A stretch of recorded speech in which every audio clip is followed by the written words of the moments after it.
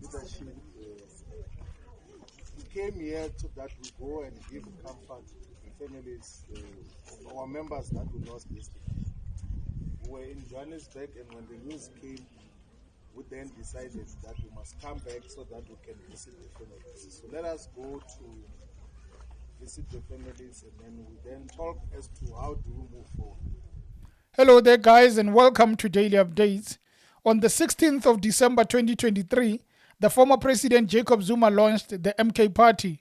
And when he did that, there were a lot of criticism saying that he's not going to make it. He's not going to survive. The elections are brutal. Politics are brutal. He's not going to make it. But when the results were officially announced, a lot of people were surprised because MK Party got 4.5 million of the votes, and that amounted to 14.5%, meaning that for the first time ever, the ANC got reduced to less than 50%. There's never been a political party that broke away from the ANC that managed to do what the MK Party did. They shocked the ANC by reducing them. ANC never expected such a turnout, never expected the MK Party to do so well. Zuma's influence has proven that it is a major one. The following are members that left their political homes to go and join the MK Party.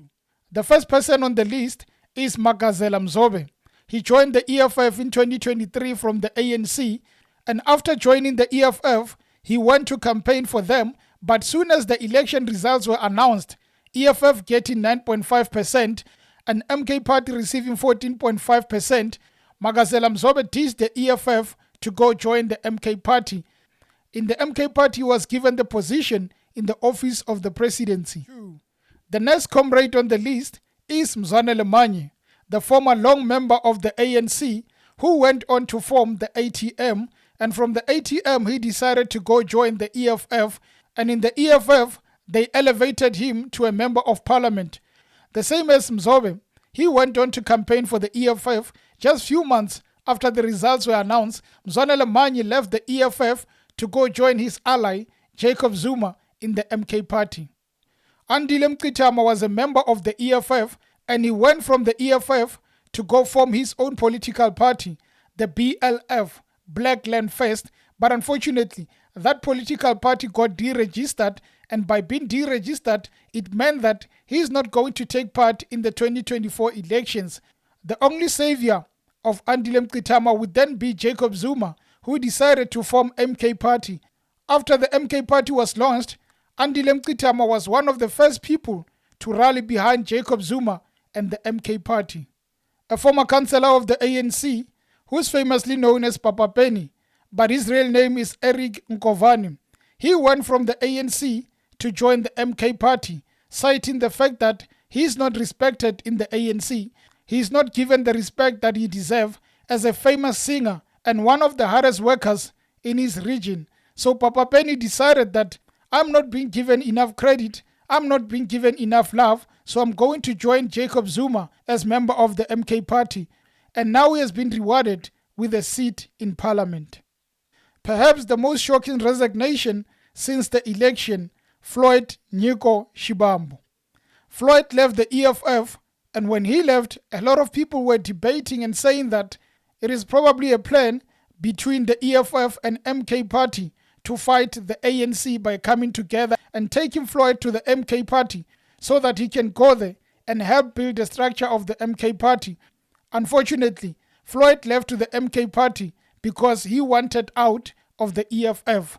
Perhaps the most talked about transfer from the EFF to the MK Party. No one had imagined that Floyd Shivambu, of all people, would be the one to leave the EFF to the MK Party. Unfortunately, he's one of the most talked about, but indeed, he's one of the leaders of the MK Party. Perhaps a lesser known and a lesser important person that moved from the EFF to the MK Party, that is Sandile Nkosi. He is the former branch deputy secretary in the Garsibanda region. He left the EFF just after Floyd left and went to join the MK Party. Perhaps the decision was based on the fact that Floyd left to the MK Party, or he just made that decision on his own accord. At the end of the day, he is one of those members in the Mpumalanga who decided to leave the EFF and join the MK party. A former national organizer in the EFF, that is Mabatu Mokause, she is reported to have resigned from the EFF in June just after the election, but now it is confirmed Mabatu Mokause is no longer a member of the EFF. Now she's part of the MK party. Another interesting move to the MK party is Colleen Makhubela, the former speaker of the city of Johannesburg and a leader of a political party called SARA. She goes from being a leader of SARA, resigns, and becomes a member of the MK party. There is a new resignation letter from the EFF that is dated the 4th of September 2024, and that is from the first leader of the EFF Student Command, Mpho Morolane, who's leaving the EFF to go join the MK party. The next one is nearing finalization. He is tipped to leave the political party that is leading to go join the MK party of Jacob Zuma. The next member is just a special mention because it is the EFF that decided to remove him. That is Vusi. He was removed during those times the EFF decided to call members who couldn't get a bus to come and answer on why they could not get a bus. Vusi was then removed from the EFF and he ended up going to join the MK party. Those are the members that are confirmed to have joined the MK party.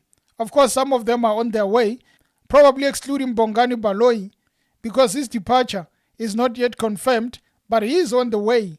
The same as the rest of them, he is on the way to MK party.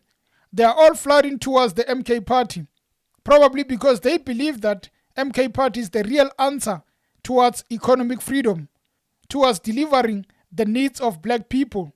That remains to be seen if MK party is going to give them what they need. If MK party it is going to be the party that would advance their qualities. We saw Floyd Shivambu joining. We saw a lot of members joining.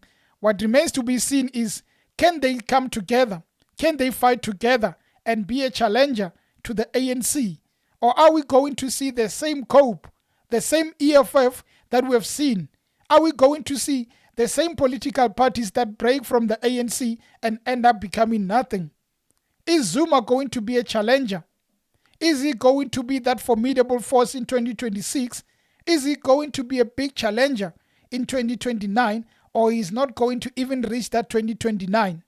We know at the moment there are members, about 8 members, who are challenging the MK party because MK decided to remove those members from parliament and replace them with the new members. Those guys are going to say that if we are being removed, we are going to struggle. So we want the MK party to go back and say that we are still members of parliament so that we can get those perks, that money, that big salary, and those benefits that comes with that salary. MK party is making moves. People are moving to MK party. It is just the beginning of times. We might see a lot of movement as time goes. Can MK party be a good force? Can they come together and be a challenger? That really remains to be seen. Anyway, guys, thank you for tuning into the channel, and until next time.